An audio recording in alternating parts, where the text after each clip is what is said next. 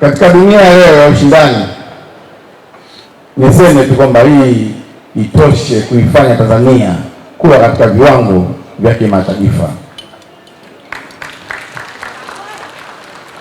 Waga hatujaribu, mara nyingi wa kujaribu, sisi huwa tunafanya tu, na hii tunamaanisha kwamba tunataka kufanya,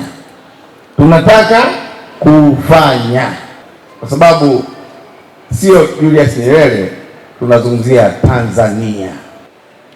Kiwanja cha ndege cha Julius Nyerere ni kiwanja cha kwanza nchini kwa ukubwa, kinachohudumia takriban abiria milioni 3 na zaidi ya miruko 55,000 kwa mwaka. Kiwanja hiki pia kinahudumia mashirika 20 ya ndege kimataifa, na hivyo lango kuu linalotegemewa nchini kwa kuingiza watalii, wafanya biashara na wawekezaji.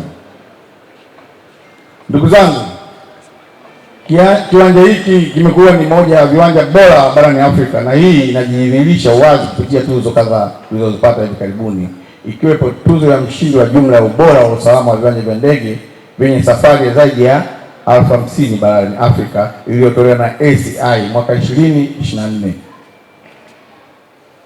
Na pia kilipata tuzo ya mshindi wa kwanza kiwanja bora Afrika mwaka 2025 iliyotolewa na World Travel Awards. Kufuatia mafanikio haya, kiwanja hiki kilipata utambulisho mwingine kwa kuteuliwa kuwania tuzo hizo za World Travel Award kama kiwanja bora duniani kwa kushindanishwa na viwanja vikubwa duniani mwaka 2025. Kuhusu kuchukua tuzo, wala hatuna mashaka, tutachukua tu. Au mnasemaje?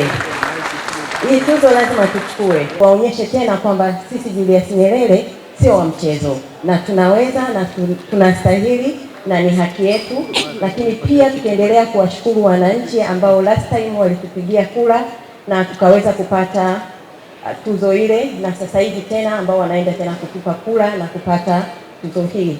Lakini pia kuwatoa wananchi wasiwasi kwamba tuzo hii hatuipati tu kwa sababu ya kura, tunaipata kwa sababu tunastahili.